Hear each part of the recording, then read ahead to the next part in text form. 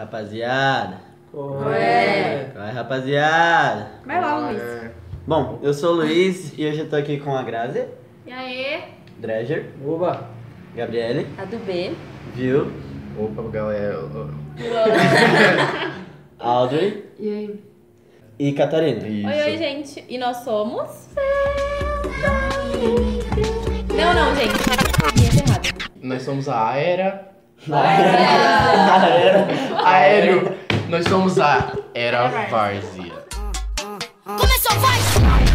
Spider-Man does whatever a spider can. Spins a web any size, catches thieves just like flies. Look out! Here comes the Spider-Man. Então, galera, o assunto de hoje é Era Vargas. Isso. Era Vargas. O que foi Era Vargas, gente? Bom, Mas a gente vai era. falar de uma era ou de um cara? Getúlio Vargas, né? Ele foi o único presidente na história do Brasil que teve seu mandato denominado como Era. Ele é exclusivão, esse cara, né? Importante, será? Muito importante. Diferentão mesmo. Quanto tempo durou o governo dele? Bom, o governo de Vargas durou. O mandato de Vargas durou 15 anos. Foi de 1930 até 1945. E esse mandato ele foi dividido em 3 partes, vamos chamar assim, né? Isso, exatamente. O governo provisório. segunda, 1930 a 1934.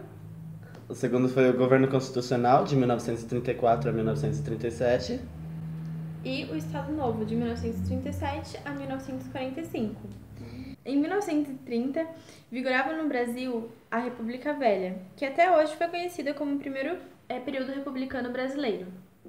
Bom, e durante a Primeira República, destacavam-se economicamente e politicamente os estados de Minas e São Paulo, pois eles eram os principais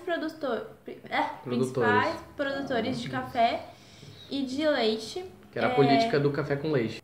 Em contexto geral, a quebra da Bolsa de Nova York, em 1929, fez cair a venda do café brasileiro pelos países europeus e dos Estados Unidos, que afetou a economia, já que o café era o produto mais exportado pelo Brasil. Em 1929, também era esperada a entrada para a presidência de um político mineiro, já que o anterior era de São Paulo, Washington Luiz. Mas ele apoiou a entrada de um outro político paulista, que era o Júlio Prestes, e o seu vice, Vital Soares. E isso descontentou a oligarquia mineira, já que os dois eram paulistas e era para entrar um mineiro. Mas e aí, o segundo paulista ganhou? Subiu ao poder? Ele foi eleito, mas ele não subiu ao poder.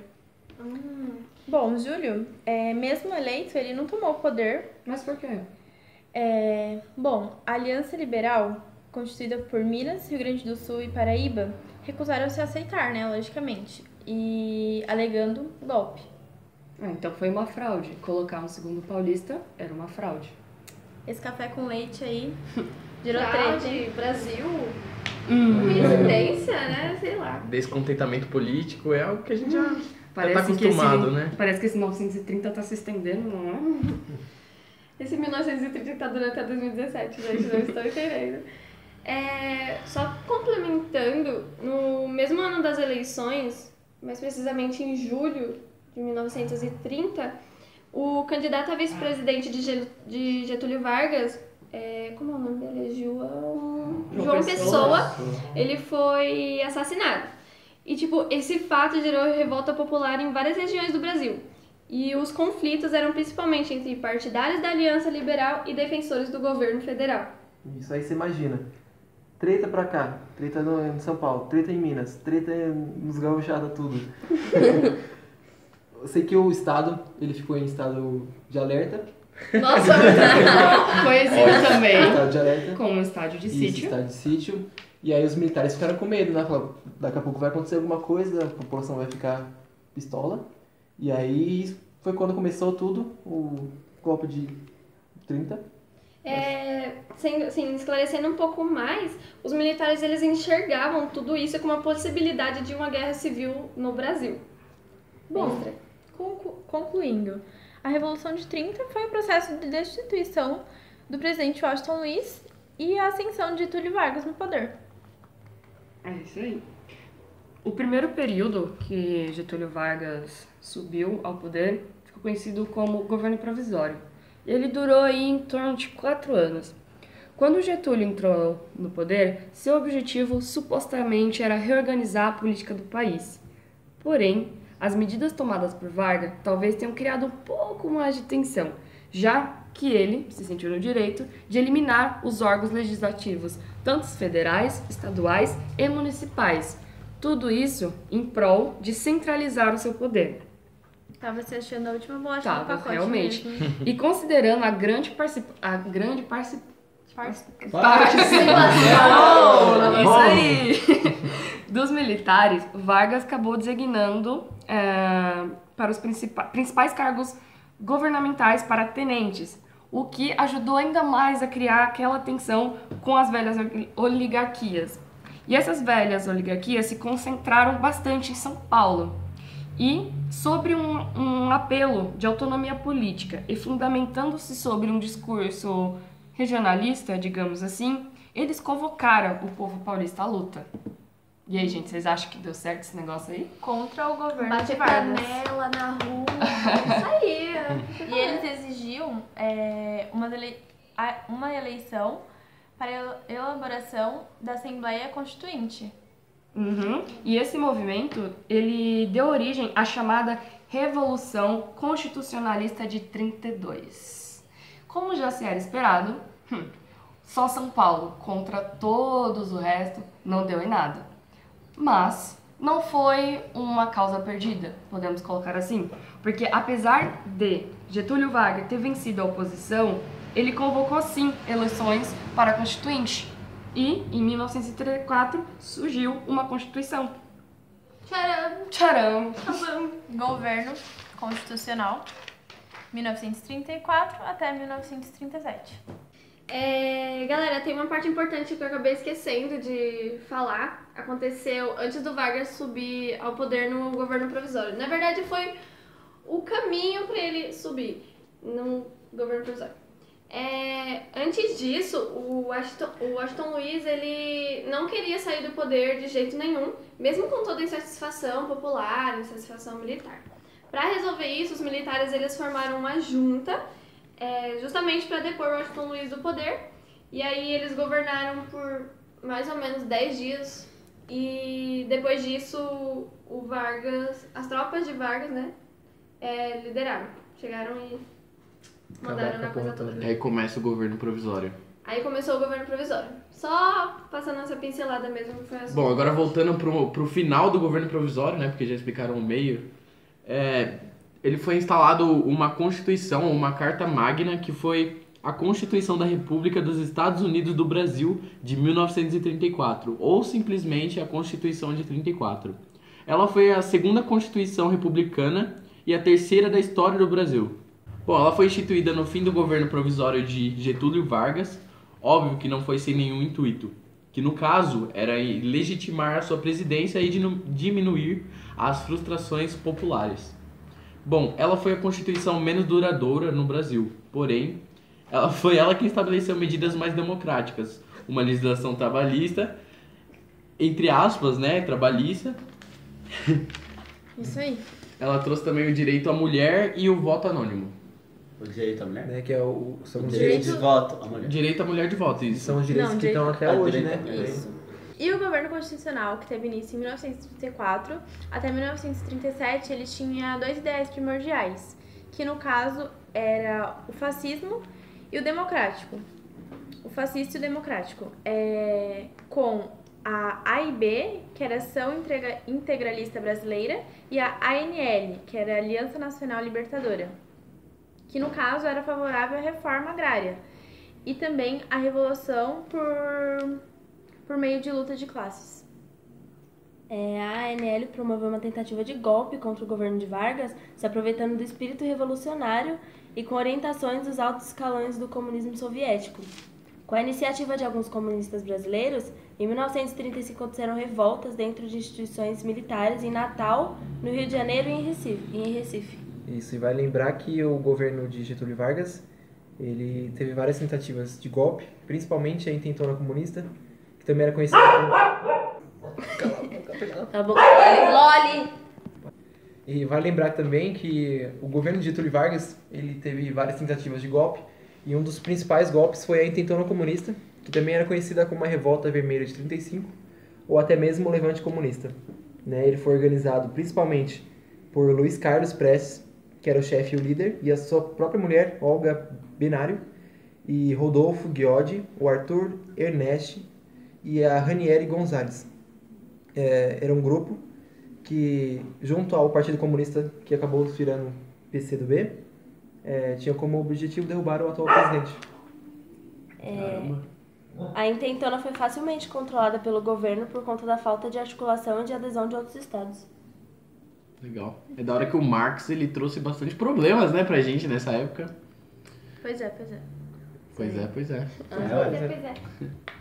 Bom, e a Intentona Comunista, ela teve o seu fim assim que o Luiz Carlos Prestes ele foi preso e morto, assim como diversos outros simpatizantes da ANL, e até a sua própria mulher, a Olga Benário, apesar de estar grávida, ela foi deportada para a Alemanha, onde morreu em um campo de concentração nazista.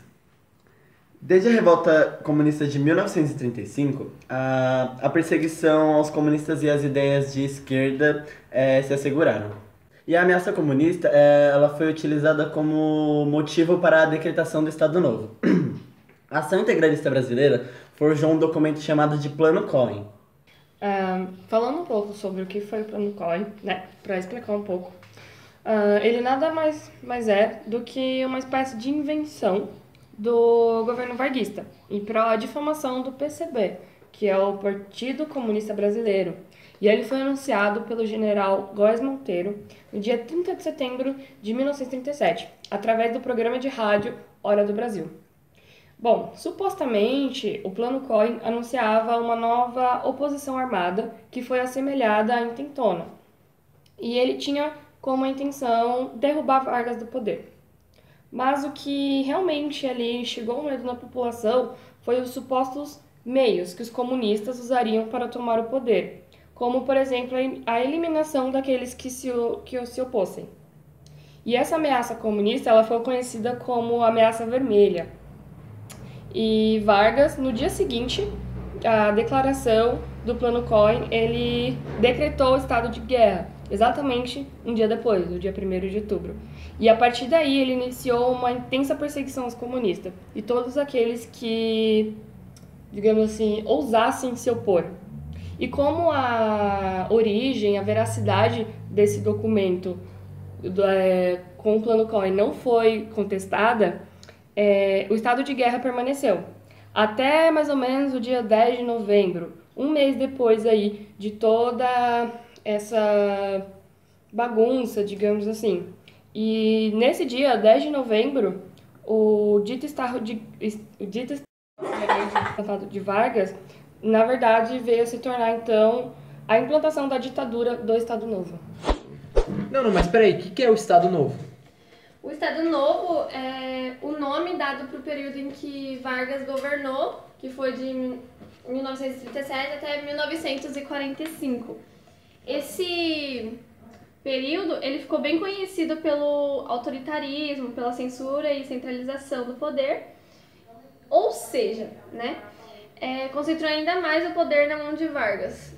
E a centralização política no poder executivo foi simbolizada pela cerimônia cívica da queima das bandeiras estaduais, em dezembro de 1937. Até porque os partidos políticos foram fechados, o parlamento eliminado e apenas o poder judiciário ficou. E foi nesse período, em 1937, que foram implementados a Justiça do Trabalho. No ano de 1945, a CLT, que no caso era a Consolidação de Leis Trabalhistas. E também, cada categoria de trabalho podia ser representada por um sindicato, o que inviabilizou a autonomia do sindicato. Sendo assim, toda a categoria era apenas representada pelos sindicatos atrelados ao regime varguista. Nesse período também foram construídas muitas indústrias de base, como por exemplo a Companhia Siderúrgica Nacional, que foi em 1941, a Companhia Vale do Rio Doce, em 1942, e a Fábrica Nacional de Motores, em 1942. E aí foi mais ou menos nessa época que várias indústrias, como a própria Volkswagen, a Ford, elas vieram para o Brasil, né? Acho que foi nessa época.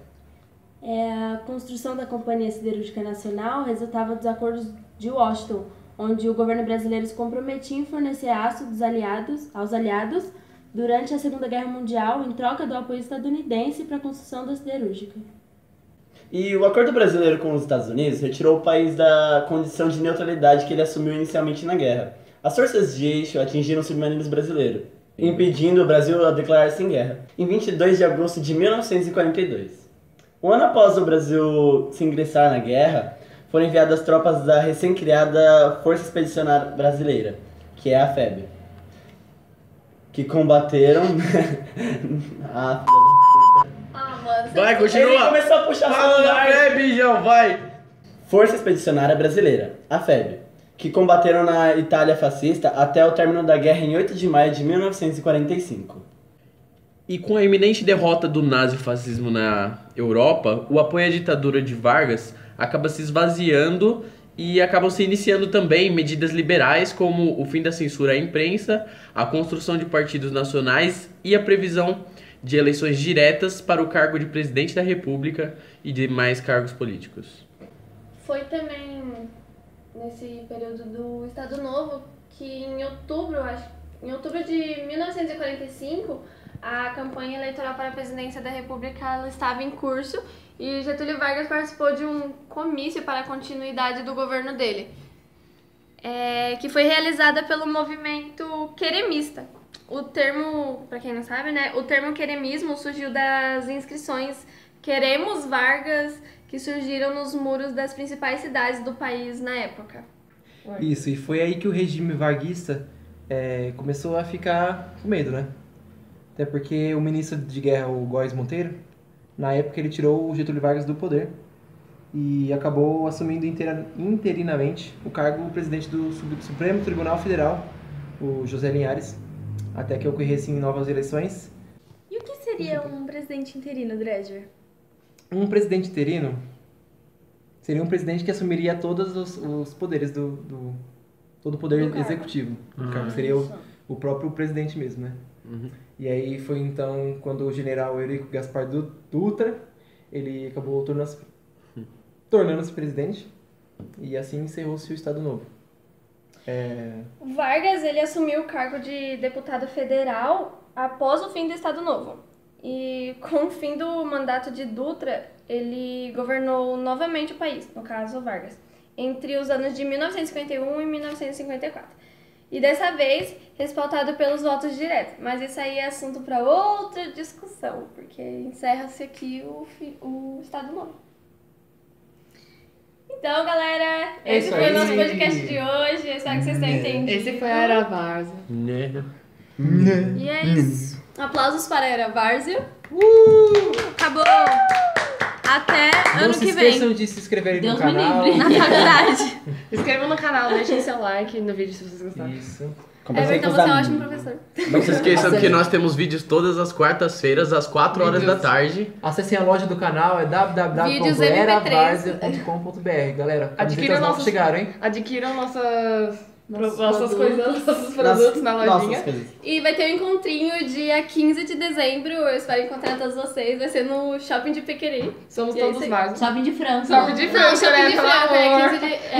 Mudou, gente, são perdão. duas Era no datas, Shopping calma. de Pequeri, mas como abriu o Shopping de Franca, a gente vai fazer um encontrinho no Oi, galera, Shopping isso aí. de Franca, No ok? rolezinho. Quero Não todos aceito ninguém Não se de esqueçam de social. comprar no nosso patrocinador oficial, a biqueira linda. Casa do Viu. Maconha era Várzea. Quero todos os varzianos lá. Valeu, valeu! Valeu!